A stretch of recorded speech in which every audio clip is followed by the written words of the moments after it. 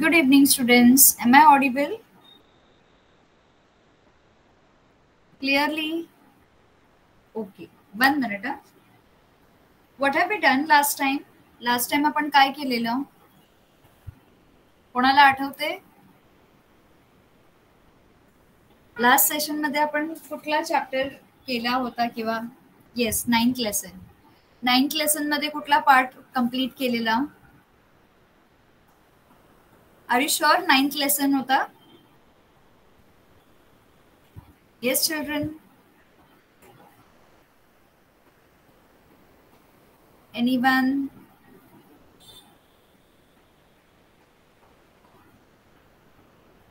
Last lecture 9th lesson.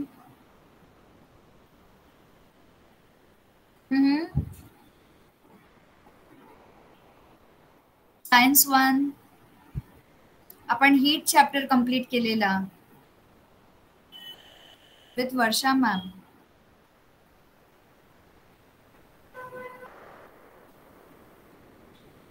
We were with 5th. With Varsha ma'am is different. Yes, Varsha ma'amचं वेगळं आहे. आपण 5th chapter last time complete केला होता heat. तर आता आपण एका नवीन चॅप्टर बरोबर सुरुवात करणार आहोत. त्याआधी I want to ask you few questions. ठीक है, as usual. आप सभी को एक कॉन्सेप्ट पता है जो आपने प्रीवियसली पढ़ा हुआ था. Okay, just hold on 1 minute. I think my mic is not connected.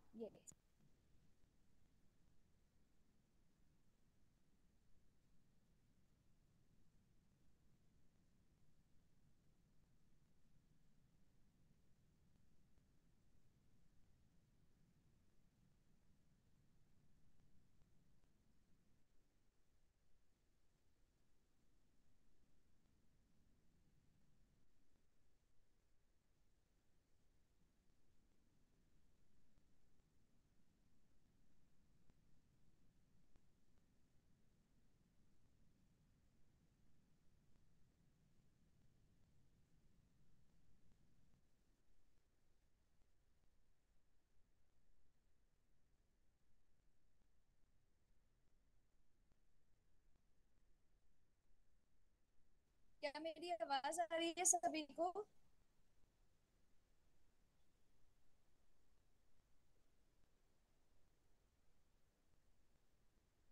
You all can hear me? Now audible clearly? Okay, volume is proper because I'm using new headphones. इसके लिए okay proper ना. हाँ ठीक है ठीक है. All right. So beginning from here, आप लोगों ने प्रीवियस स्टैंडर्ड्स में ये पढ़ा होगा. जब भी आप मिरर के सामने खड़े रहते हो तो मिरर में आपको क्या दिखाई देता है अपना? Yes, reflection. एग्जैक्टली, रिफ्लेक्शन वो आपको दिखाई देता है, आपकी इमेज बन जाती है मिरर पे. करेक्ट? Yes, reflection. तो जो इमेज बनती है रिफ्लेक्शन वो आपको दिखाई देता है. अभी अगर आप आप मैग्नीफाइंग ग्लास लेते हो, ठीक है, आपके सामने एक पेपर दिया गया है, आपने मैग्नीफाइंग ग्लास ले रखी है. मैग्नीफाइंग ग्लास लेने के बाद आप जब भी मैग्नीफाइंग ग्लास को पेपर के ऊपर ऊपर नीचे करते हो या पेपर के ऊपर रखते हो, तभी आपको जो एनलार्ज इमेज दिखाई देती है वो क्या होती है? अगर आप कोई भी ग्लास, मैग्नीफाइंग ग्लास को छोड़ दीजिए, आप कोई भी ग्लास ले लो, उसके नीचे अगर आप कुछ भी चीज को रीड कर पा रहे हो और वो चीज जो है वो ये क्या थोड़ा जूम होके आपको दिखाई देती है. ओके, तो उसे हम क्या बोलते हैं? एनीवन? यस चिल्ड्रन, क्या वो रिफ्लेक्शन बोल सकते हैं हम? फॉर एग्जाम्पल जैसे कि मेरी eyesight, let us take my eyesight. अब मेरी आई साइट मुझे दूर का दिखाई नहीं देता है. If I wear glasses, what happens? Why do I wear glasses? Why do I wear specs? क्या होता है स्पेक्स से?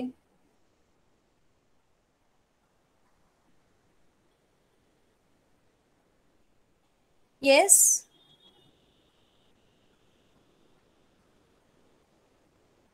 अगर मुझे कुछ चीज दिखाई नहीं देती है, स्टूडेंट्स एम आई ऑडिबल? सभी को सुनाई दे रही हूँ मैं? हाँ, तो अभी मुझे, yes, you are getting to it.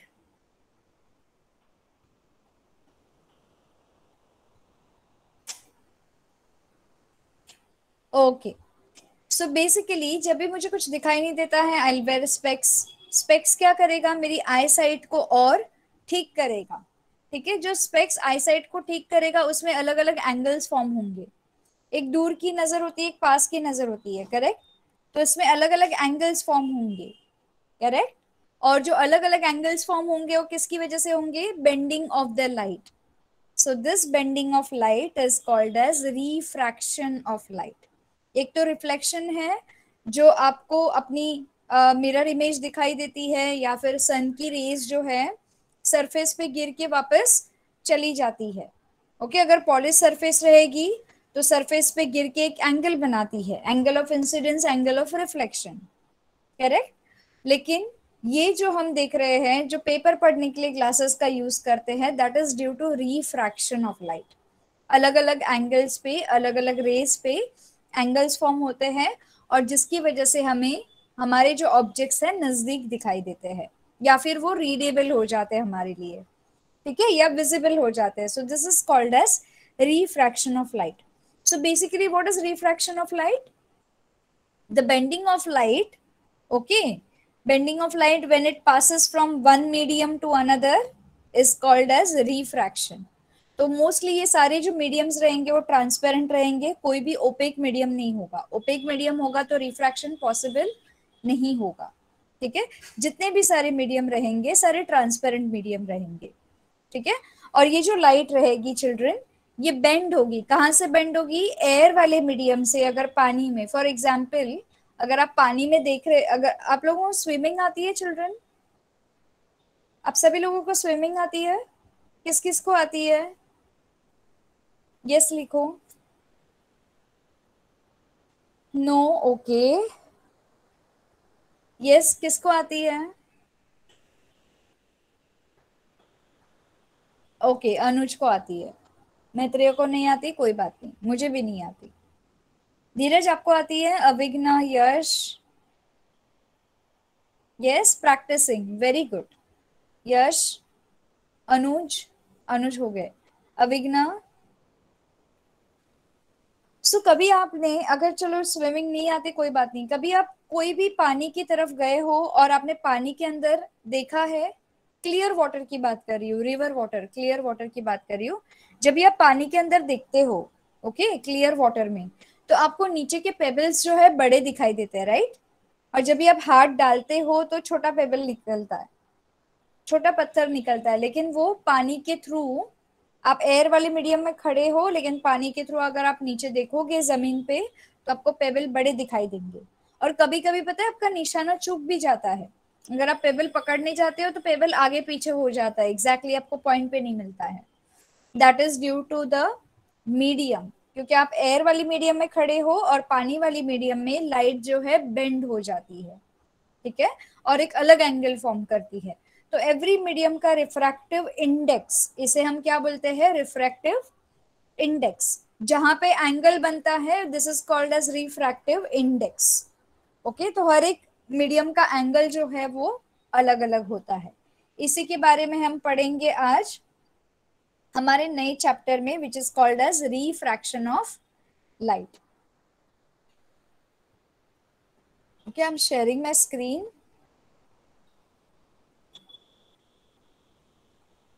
Okay, visible? My textbook is visible to everybody? Visible, excellent, all right.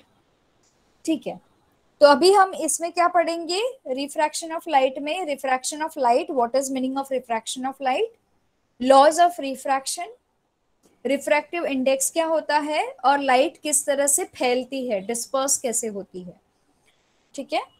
We have seen that generally light travels in a straight line. अगर कोई भी नॉर्मल मीडियम देख ले, अगर आप air का medium देख ले, तो आपकी एयर में जो लाइट है वो स्ट्रेट लाइन में ही ट्रेवल हो रही है। Because of this If an opaque object is kept in the path of this line, a shadow of the object is formed on the opposite side. For example, अगर आप torch लेके खड़े हैं और टॉर्च लेके खड़े हैं, आपकी लाइट ट्रैवल हो रही है और आपको सामने की दीवार पे टॉर्च की लाइट दिखाई दे रही है। अगर दीवार और आपके टॉर्च के बीच में मैं कोई ऑब्स्टेकल लाऊं या बुक लाऊं, तो वो एक ऑब्स्टेकल बन जाएगा और उसकी शैडो फॉर्म होगी। Are you agreeing with me on this? Agreed? Correct. ये तो था reflection of light, shadow formation. We have also seen in the previous classes how these shadow change due to the change in relative position. अगर आपकी book जो है दीवार के करीब है तो छोटा शैडो फॉर्म करेगी, अगर आपकी बुक आपने लाई टॉर्च के करीब तो बड़ा शैडो फॉर्म करेगी। तो depending on the position of obstacles shadow की साइज बड़ी छोटी होगी। Okay, can you give me example of formation of shadow in universe? Where shadow is formed in universe, or which are the phenomena which shows the formation of shadow in universe? Excellent, Maitreya. Eclipses. आप कल अभी lunar eclipse है, देखना आप, ठीक है? So these eclipses are the best example of formation of shadow. Lunar eclipse, solar eclipse, partial, total, ये सारी शैडो फॉर्मेशन के ऊपर होते हैं। कभी अर्थ बीच में आ जाती है तो कभी मून बीच में आ जाता है, ठीक है, इस तरह से। So we are going back to our chapter now. We have also seen in the previous classes how this shadow change due to the change in relative position of the source of light and the object. But light can bend under some special circumstances. Opaque object पे light bend नहीं होती है क्योंकि वो पूरी तरह से light को ढक लेता है, लेकिन light bend भी होती है under special circumstances as we will see below. तो इसके लिए हम एक छोटी सी एक्टिविटी देख लेते हैं जिससे हमें पता चलेगा कि लाइट बेंड कैसे होती है, कौन कौन से सर्कमस्टेंसेस रिस्पॉन्सिबल होते हैं। सबसे पहली एक्टिविटी है यहाँ पे एक्टिविटी 2 एंड एक्टिविटी 3। इसके लिए हमें मटेरियल क्या क्या जरूरत रहेगी? एक तो ग्लास, कांच, 5 रुपए का coin, pencil, metallic vessel etcetera. Activity 1 में हम क्या करने वाले हैं? हम एक ट्रांसपेरेंट ग्लास लेंगे। ग्लास का मतलब ग्लास, ओके, और जो ट्रांसपेरेंट नहीं होता है जिसमें आपको रिफ्लेक्शन दिखाई देती है वो मिरर होता है। Okay, do not get confused between glass and mirror. Glass is transparent, mirror is having a surface. It's a polished surface. Take a transparent glass and fill it with the water. आपको कांच का glass लेना है, उसको अच्छे से पानी से भरना है। Dip some portion of the pencil vertically in water and observe the thickness of the portion. पानी के ग्लास के अंदर आपको क्या करना है? पेंसिल को डुबो देना है, ठीक है, और आपको बाहरी हिस्से से पेंसिल की विड्थ को देखना है। Okay, thickness of the portion of pencil in the water. Now keep the pencil inclined to water surface and observe the thickness. Water के सरफेस के साथ आपको पेंसिल को इंक्लाइन करके रख देना है, ठीक है, इंक्लाइन मतलब खड़े रख देना है। इन एक्टिविटी 2 देख लेते हैं। Keep a 5 rupee coin in metallic vessel. Metal का वेसल लेना है, उसके अंदर 5 रुपए का कॉइन रखना है। Slowly go away from the vessel. धीरे धीरे आपको वेसल से दूर जाना है। Stop at the place when coin disappears. आपको एक पॉइंट पे जाके रुकना है जहां पे आपको कॉइन दिखाई ना दे। Keep looking at the direction of the coin. Coin की तरफ देखते रहना है, आपको फोकस कॉइन पे ही रखना है। Ask a friend to slowly fill water in that vessel. जो मेटल वेसल के अंदर पानी भरने के लिए बोल देना है किसी को। You will be able to see the coin from the distance, जहां पे आपको कॉइन नजर नहीं आ रहा था। पानी भरने के बाद आपको कॉइन दिखाई देने लगेगा। Once the level of water reaches certain height. Why does this happen? Pencil जाड़ी क्यों बनती है? डिसअपियर हुआ है कॉइन एक पॉइंट पे जाके, वो नजर आने क्यों लगता है पानी भरने के बाद? In both the cases, the portion of pencil inside the water appears to be thicker than the portion above the water. अगर आप एयर वाला पोर्शन देखोगे पेंसिल का, वो पतला नजर आएगा, और पानी के अंदर का जाड़ा नजर आएगा. And in the second case the pencil appears to be broken near the surface of the water. Why does this happen? ये क्यों होता है? ठीक है, ये तो पेंसिल का था और ये कॉइन जो है दूर जाने के बाद हमें दिखाई क्यों देने लगा? In both the above activities, it is observed that effects are created due to the change in direction of light. Okay okay? दोनों में जब मीडियम चेंज किया, पहले आपने पेंसिल को एयर वाले मीडियम में रखा था, तो एयर वाले मीडियम में जो लाइट रेज बेंड नहीं हुए थे, स्ट्रेट लाइन में ट्रेवल कर रहे थे. जब आपने एयर से वाटर वाले मीडियम में चेंज किया, तो आपकी जो लाइट है ना, water, everybody agrees with me कि वाटर है आपका transparent. Water is transparent, isn't it? है कि नहीं है? है. ओके, तो वाटर इज ट्रांसपेरेंट, लेकिन मीडियम चेंज है. एयर का एंगल और एयर के अंदर जो पार्टिकल्स है और वाटर का एंगल और वाटर के अंदर जो पार्टिकल्स है, पार्टिकल ऑफ मैटर पढ़ा है ना सब लोगों ने, सॉलिड के मॉलिक्यूल्स, लिक्विड के मॉलिक्यूल्स और गैसेस के मॉलिक्यूल्स. ओके, तो these molecules are responsible for bending of light. So air से जब वाटर में आता है तो आपकी लाइट जो है बेंड हो जाती है एट सर्टेन एंगल, और फिर आपके जो पेंसिल या कॉइन है वो जूम हो जाते हैं और आपको मोटा दिखाई देगा, या फिर जो कॉइन डिसअपियर हुआ है वो आपको नजर आने लगेगा. ठीक है, so light changes its direction when going from transparent medium to another transparent medium. एक ट्रांसपेरेंट मीडियम से दूसरे ट्रांसपेरेंट मीडियम में जाने के लिए वो अपना एंगल चेंज करती है. दिस प्रोसेस और this step is called as refraction of light. I hope refraction of light का definition is clear with everybody. किसी को कोई confusion है refraction of light में? अविघ्ना, you are not replying. Yash, yes, Maitreya, Dheeraj, they are replying. Anuj, अविघ्ना, Yash. Okay, okay. So bending of light from one medium when it passes to another medium and both are transparent. दोनों medium आपके transparent होनी चाहिए. This is called as refraction of light. अब हम activity 3 देख लेते हैं. Keep a glass slab. अभी हम लेबोरेटरी वाला एक्टिविटी करेंगे. हम एक ग्लास का स्लैब लेंगे. ओके, ग्लास के स्लैब से याद आया, जिन जिन के पेरेंट्स के ऑफिस है या जो जो अपने फ्रेंड्स के ऑफिस में गए हैं, फ्रेंड्स के पेरेंट्स के ऑफिस में गए हैं, क्या आप लोगों ने देखा उनके टेबल पे ग्लास स्लैब होती है? एक पूरा ग्लास से बना हुआ टेबल होता है, टेबल के ऊपर ग्लास रख देते हैं और उस ग्लास के नीचे पता है छोटे छोटे विजिटिंग कार्ड होते हैं, और वो कार्ड जो है आपको ऊपर से ऐसे मोटे मोटे बड़े बड़े नजर आते हैं. Have you all seen that? अगर कुछ भी छोटा रख दे तो वो ऊपर से, ग्लास के ऊपर से देखोगे तो बहुत मोटा मोटा नजर आता है. This is the same reason, क्योंकि आप एयर वाले मीडियम में खड़े हो और आपने ट्रांसपेरेंट मीडियम को पार करके वो जूम हो गया है. So we will take a glass slab and blank paper and we are going to draw an outline PQRS as shown in the figure 6.1. हमने ग्लास स्लैब ले ली है, उसके बॉर्डर्स पे हमने उसको बॉर्डर बना दी है PQRS आउटलाइन करके. Draw an incline line, straight line on the side of PQ. ये जो PQ वाली साइड पे है, हम एक छोटा सा, not exactly in center but somewhere on side, left hand side में हम एक इंक्लाइन स्ट्रेट लाइन बनाएंगे. ठीक है, this will intersect PQ. Intersect everybody know ना, intersection. This is going to intersect PQ at point N. Pierce two pins vertically at points A and B along the line. हमें क्या करना है?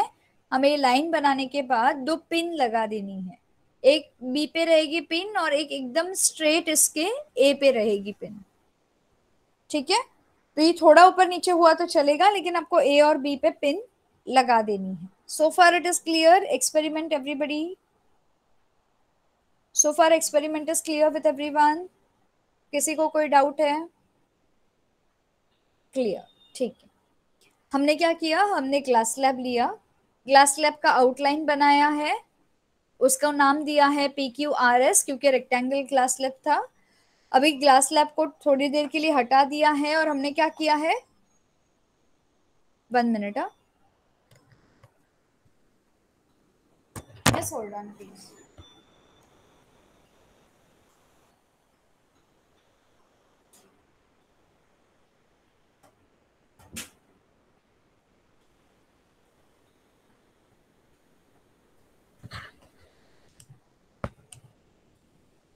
Okay, तो हमने ग्लास स्लैब को हटाने के बाद हमने एक इंक्लाइन लाइन बनाई है ऑन साइड PQ, एकदम सेंटर में नहीं, थोड़ा साइड में।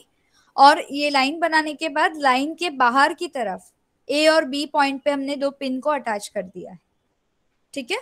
इसके बाद हम क्या करेंगे, look at the points A and B from the opposite side of the slab.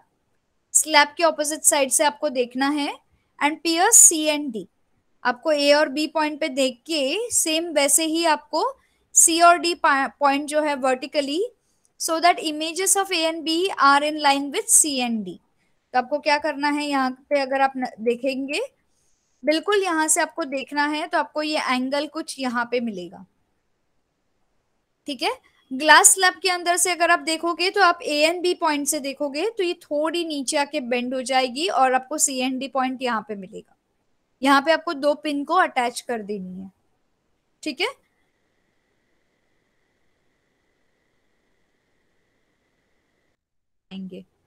ठीक है, now remove the chip and the pins and draw a straight line through point and D so that it intersects SR at M। हमने क्या किया था, हमने PQ के ऊपर ये लाइन बनाई थी जो N पे इंटरसेक्ट हो रही थी। अभी हमें ग्लास स्लैब को रिमूव कर देना है और अभी हमको क्या करना है, ये लाइन अगर जो भी आप बनाएंगे जो ग्लास स्लैब के थ्रू गई है, ये लाइन आप बनाएंगे, it will intersect SR at M।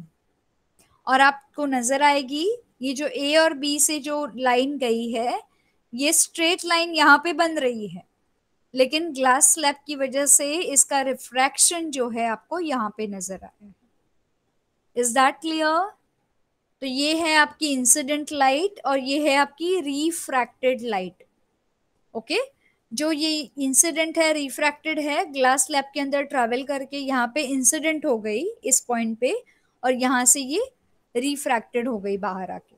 तो दो बार ये यहाँ पे रिफ्रैक्शन हुआ है, ठीक है। Now we are going to join points M and N also and we are going to observe the incident ray AN and emergent ray MD। तो हमने यहाँ पे पॉइंट्स M और N को ज्वाइन कर लिया है और अभी हम यहाँ पे AN को ऑब्जर्व कर रहे हैं, ये वाली रे जिसे हम इंसिडेंट रे बोलते हैं, और यहाँ पे MD जो रे है उसे ऑब्जर्व कर रहे हैं। So far this experiment is clear, everyone? Easy to understand? ठीक है। So like this, with this experiment what we have seen कि एयर मीडियम से लेके ग्लास के मीडियम में जब लाइट ट्रैवल करती है तो यहाँ पे रिफ्रैक्शन करती है, ठीक है, या फिर एक एंगल पे जाके बेंड हो जाती है, ठीक है। So here we are going to understand क्या होता है ये। The first refraction occurs when light ray enters a glass from air at N on the side PQ। सबसे पहला रिफ्रैक्शन कहाँ हुआ, यहाँ पे हुआ, PQ वाली साइड पे जब लाइट रे N पे इंसिडेंट हुई तब ये यहाँ पे पहला रिफ्रैक्शन हुआ। The second refraction occurred when light ray enters air through the glass at point M on the side SR। SR वाली साइड पे जब यहाँ पे ये वाली रे जाके यहाँ पे मिली और यहाँ से बेंड हो गई वापस बाहर, ग्लास में से एयर में आ गई, तभी यहाँ पे सेकेंड रिफ्रैक्शन हो गया, ठीक है। So for first refraction the angle of incidence is small I and for second refraction angle of incidence is I1। the angle of refraction at N is R। यहाँ पे एंगल ऑफ रिफ्रैक्शन R हो गया, ये angle of incidence हो गया, ये angle of incidence हो गया। एंगल ऑफ रिफ्रैक्शन जो था अंदर की तरफ आर हो गया. Is this part clear with your everybody? यहां तक सभी को क्लियर है रिफ्रैक्शन कैसे हुआ? ठीक है, ठीक है. दो रिफ्रैक्शन मिल गए हमको. चलो ठीक है, अब हम देखते हैं क्या होता है, कौन सा एंगल किसके साथ इक्वल होता है. Note that small I will be equal to R. यहाँ का स्मॉल I1 यहाँ ये will be equal to R. क्यों रहेगा? because in the second refraction the angle of refraction E, which is equal to I on both the parallel side PQ and RS of the glass slab, change in the direction of light ray and hence equal but in opposite directions. आप लोगों ने maths में पढ़ा है ना vertically opposite angles, बस यहाँ पे वही हो गया. ठीक है, यहाँ पे दो वर्टिकली ऑपोजिट एंगल्स थे, यहाँ पे भी दो वर्टिकली ऑपोजिट एंगल्स थे. ठीक है, बट यहाँ पे ये इक्वल नहीं हो पाए क्योंकि ये जो एंगल है इसका मीडियम ग्लास था और ये जो बाहरी एंगल है इनका मीडियम था एयर. इसलिए आपका ये एयर वाला angle will be equal to air वाला एंगल एंड योर ग्लास वाला angle will be equal to glass वाला angle. Is this part clear with everybody? Yes children, am I going too fast? बहुत fast पढ़ा रही हूँ क्योंकि concept बहुत ही simple है, बहुत सिंपल. ठीक है, चलो. सो आफ्टर नोइंग दैट हमारे पास इक्वल एंगल्स मिल गए. अभी यहाँ पे ये इक्वल क्यों हुआ? क्योंकि आपका P Q is parallel to S R. ये एक रीजन है जिसकी वजह से ये दोनों एंगल सेम हो गए. ठीक है. Thus the light ray MD emerging from the glass slab is parallel to the incident ray AN. AN की incident ray will be equal to MD which is refracted ray. ठीक है. And on the side PQ of the slab. But emergent ray is somewhat displaced with respect to the incident ray. ये जो emergent ray है ये थोड़ी सी displace हो गई है, थोड़ी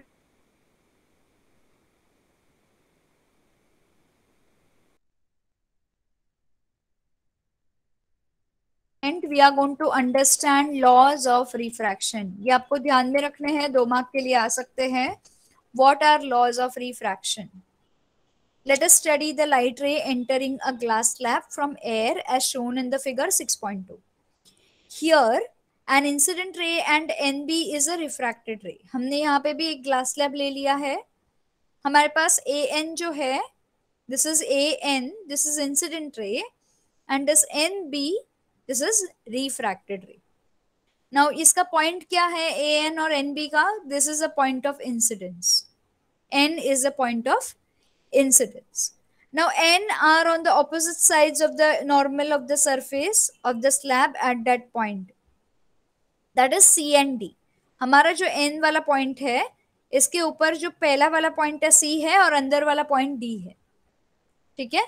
And 3 incident ray, refracted ray and normal are in the same plane. जैसे कि reflection का law था, इसका भी law same बोलता है.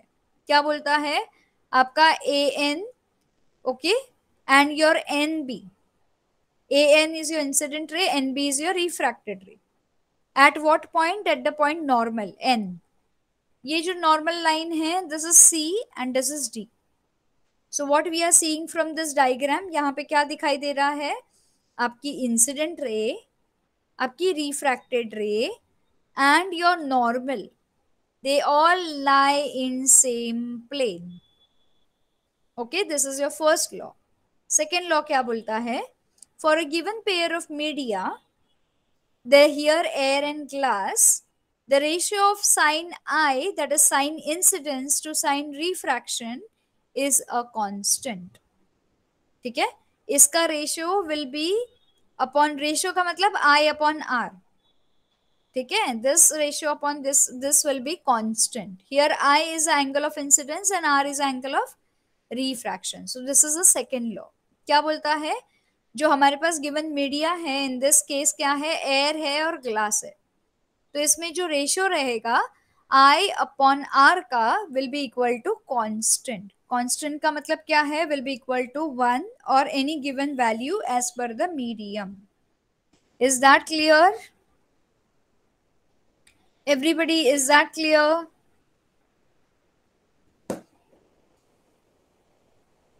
Yes, ठीक है. Am I going too fast? Again repeating.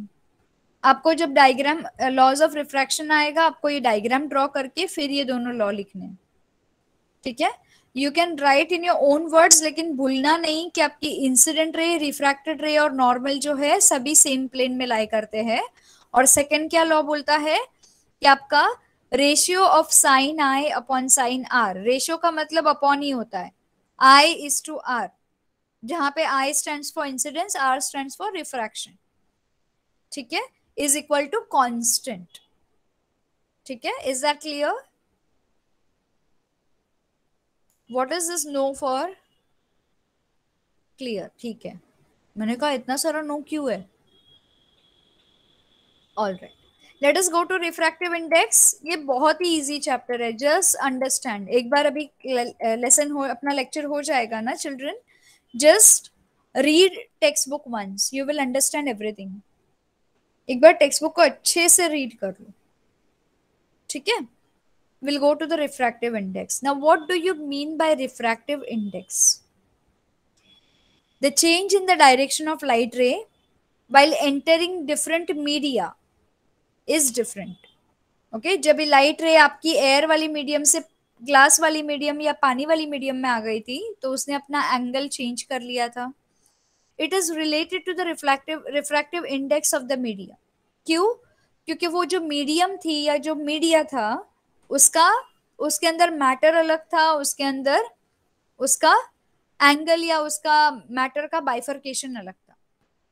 ठीक है. The value of refractive index is different for different media. पानी का अलग होगा, ग्लास का अलग हुआ होगा. ठीक है. यहाँ पे आपको दिए गए हैं रिफ्रैक्टिव इंडेक्स अलग अलग मीडियम के, नीचे टेबल में, will see that. Now the refractive indices of some substances. Index means for one substance, indices मतलब for multiple substance. ठीक है. Now different, okay. The refractive indices are some of some substances with respect to vacuum are given in the table. हमने air और glass का देख लिया था.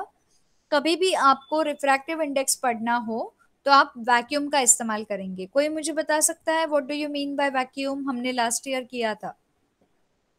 What is the meaning of vacuum? Vacuum क्या होता है? Anyone?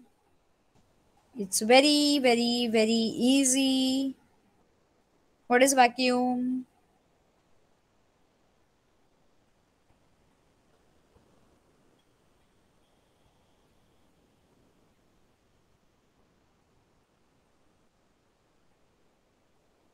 If there's nothing, okay, very good, Maitreya.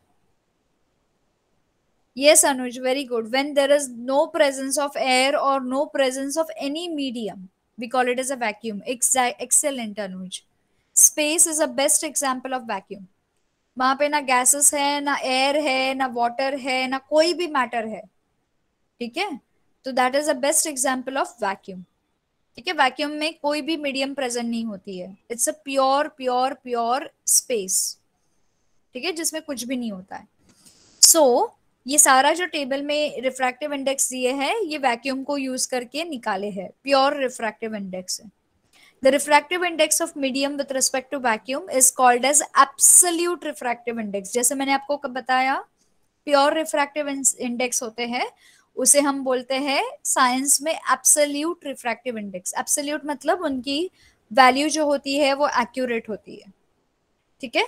इसलिए हम बोलते हैं absolute refractive index. Refractive index का डेफिनेशन क्या है? Refractive index depends on the velocity of light in the medium. किस पे डिपेंड होती है? जो वेलोसिटी ऑफ लाइट, जिस स्पीड से लाइट ट्रेवल करती है मीडियम में, उसके ऊपर रिफ्रैक्टिव इंडेक्स की पावर डिपेंड होती है. अब लाइट की जरूरत क्यों है, कौन बताएगा? Why we are relating our refractive index with light? Yes, why are we relating our refractive index with light? Anybody? Light,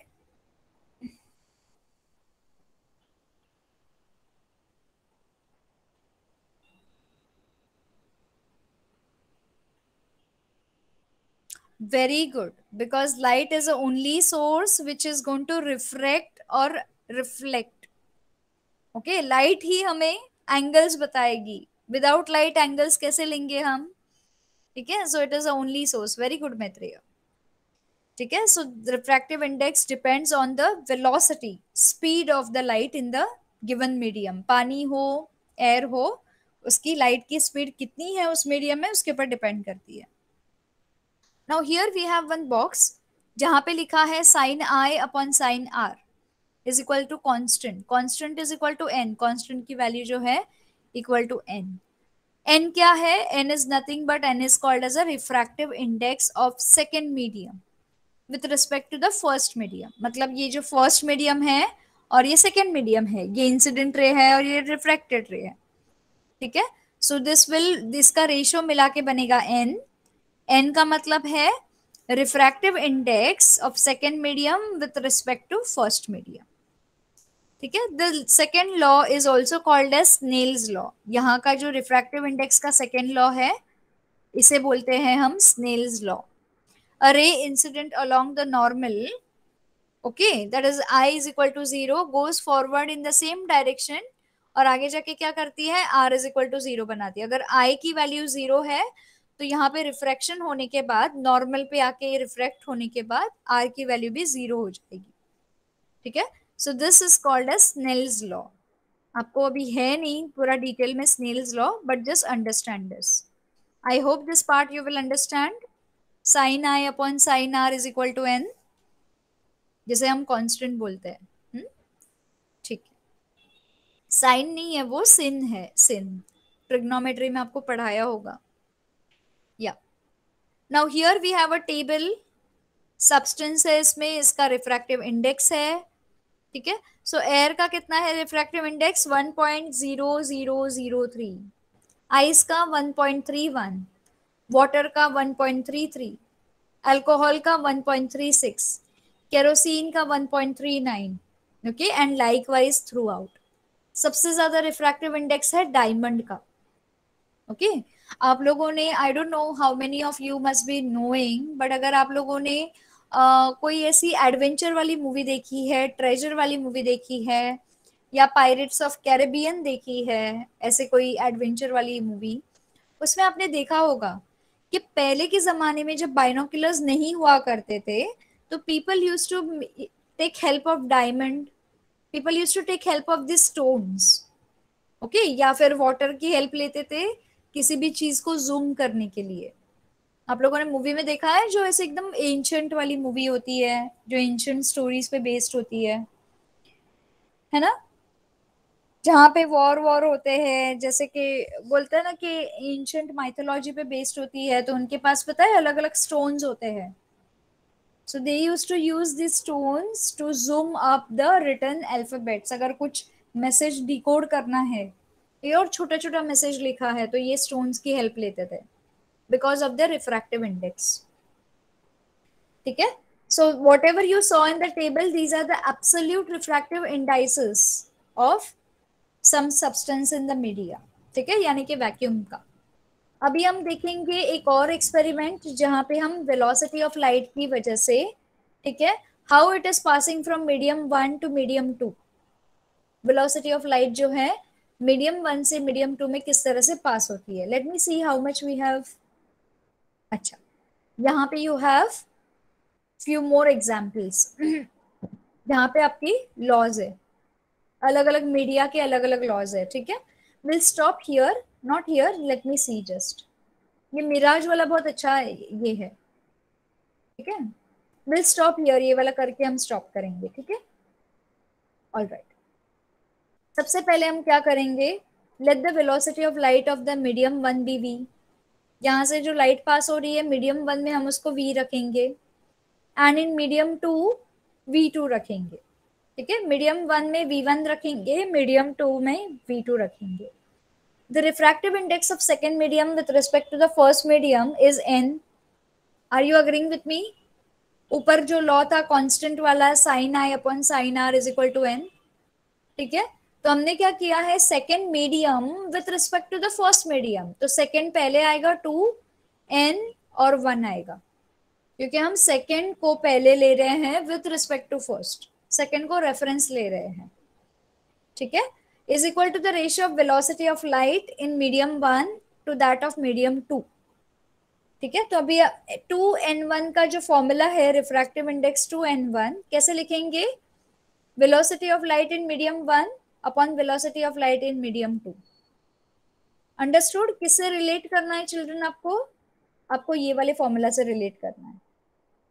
medium 1 upon medium 2 is equal to constant, ठीक है। यहाँ पे क्या दिया है आपका, medium 2 with respect to medium 1, इसलिए n के आगे 2 आया और n के बाद में 1 आया। Is this clear? 2n1 क्यों लिया और 1n2 क्यों नहीं लिया? क्योंकि you are taking 2 as a reference for 1, तो फॉर्मूला आपका 1/2 ही रहेगा। Is this part clear formula वाला? ठीक है। So here we have refractive index 2n1 is equal to velocity of light in medium 1 upon velocity of light in medium 2। 1 वाले को हमने v1 नाम दिया था, 2 वाले को हमने v2 नाम दिया था। Similarly, the refractive index of medium 1 with respect to medium 2 is 1n2। अभी जैसे कि 2n1 देखा तो 1n2 कैसे रहेगा, उल्टा हो जाएगा इसका, ये रेशियो का उल्टा हो जाएगा, okay. So if first medium is vacuum, then the refractive index of medium 2 is called as absolute refractive index।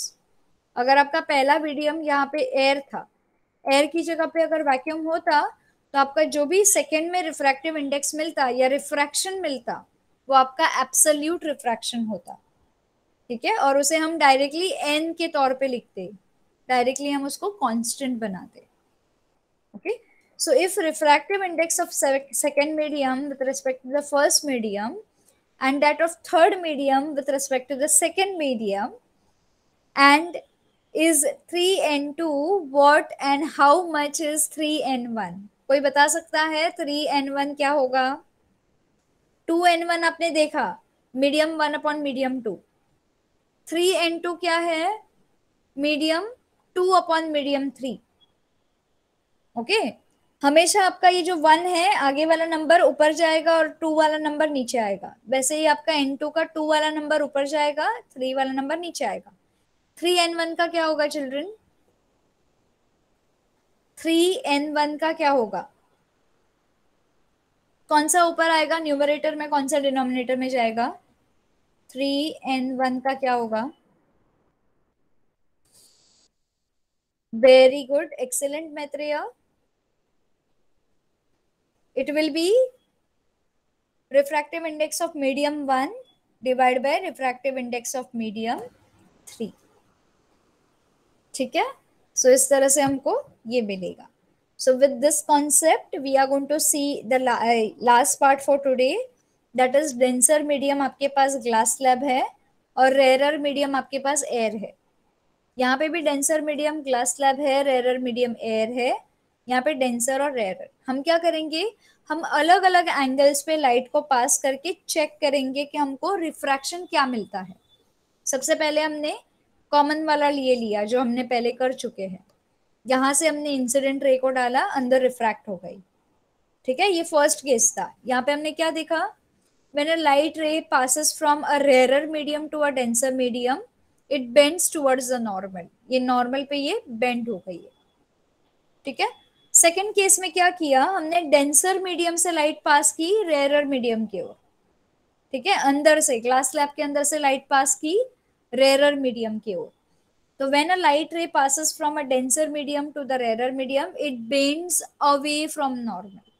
This will bend towards normal and this will bend away from normal. ठीक है। When light ray is incident normally at the boundary between the media, it does not change the direction and hence it does not get refracted। अगर आप straight light rays pass कर रहे हो तो ये bend होने की कोई चांसेस नहीं रहते, ओके। और जिसकी वजह से रिफ्रैक्शन जो है ऑकर नहीं करता। इसके लिए आई अगर 0 रहेगा तो आपका आर भी आपको 0 मिलेगा। Is this part clear with everybody children? यहाँ तक किसी को कोई डाउट है ये तीनों भी कंडीशंस में, तीनों भी केसेस में? Okay, I repeat for the last time. हमने क्या किया, हमने ग्लास स्लैब को डेंसर मीडियम बनाया क्योंकि उसमें रिफ्रैक्शन होगा, और हमने एयर को रेयरर मीडियम बनाया। ओके, डेंस मतलब गहरा, रेयरर मीडियम मतलब जो फैला हुआ रीडिंग देता है हमको, नॉर्मल रीडिंग देता है। हमने सबसे पहली जो लाइट है इंसिडेंट रे यहाँ से डायगोनली पास की, तो हमने क्या देखा, नॉर्मल पे आने के बाद लाइट रे जो है अंदर जाके रिफ्रैक्शन कैसे होता है, नॉर्मल से दूर नहीं होता है, नॉर्मल के करीब होता है। सो वी से it is towards the normal. ठीक है, हमने फिर क्या किया, हमने डेंसर मीडियम में लाइट पास की जो रेयरर मीडियम में आके दूर गई उससे। ये यहाँ पे देखिए angle, it is coming towards the normal and this refraction is occurring rarer medium में आने के बाद away from normal। ठीक है, ये सेकेंड कंडीशन थी। थर्ड कंडीशन में हमने क्या की, हमने लाइट रे को नॉर्मल पे ही इंसिडेंस की। Normal is nothing but a perpendicular line against your glass slab. ठीक है, तो हमने क्या किया, हमने परपेंडिकुलर यहाँ पे लाइट रे छोड़ी। आपने परपेंडिकुलर छोड़ी, आपकी incident ray will be equal to zero, तो आपका रिफ्रैक्शन भी जीरो हो गया। ठीक है, तो रिफ्रैक्शन ने अपना डायरेक्शन चेंज ही नहीं किया। यहाँ पे जो लाइट रे इंसिडेंट हुई वही यहाँ पे दिखाई दी, रिफ्रैक्शन बना ही नहीं। ओके, सो रेयरर मीडियम से डेंसर मीडियम में आने के बाद हल्का सा दिखा but it is negligible, it is nowhere. So we can say that refraction of light in different media at different angle is different. Is this part clear with everybody, children? यहाँ तक किसी को कोई भी डाउट है?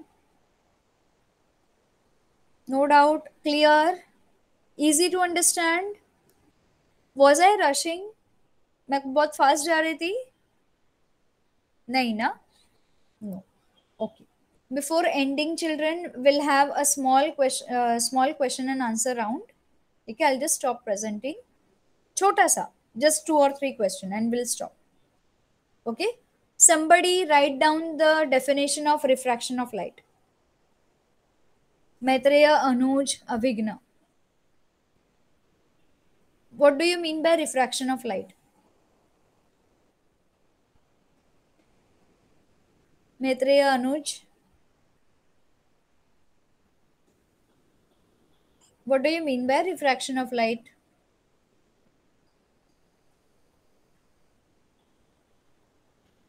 दोनों को भी नहीं पता?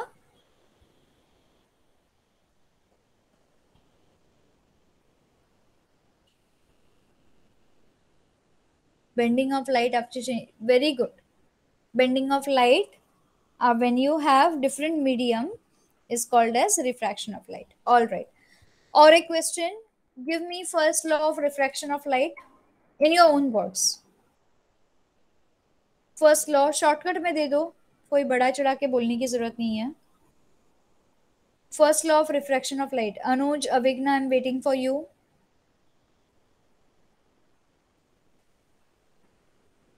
First law of refraction of light.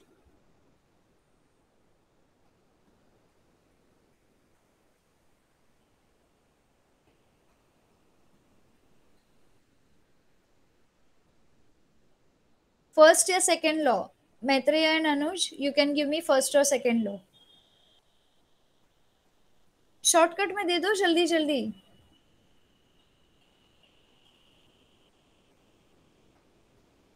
Quick.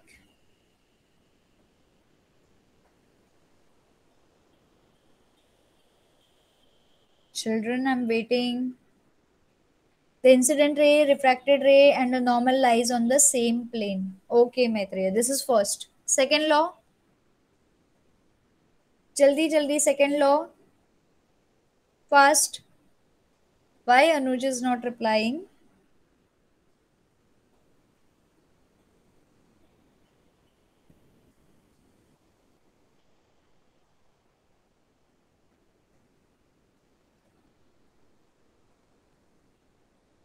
Yes, second law, jaldi jaldi, fast. Quick, children.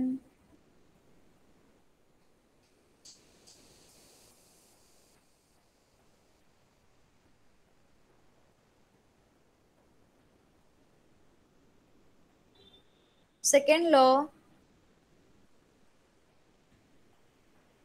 I'm not liking this.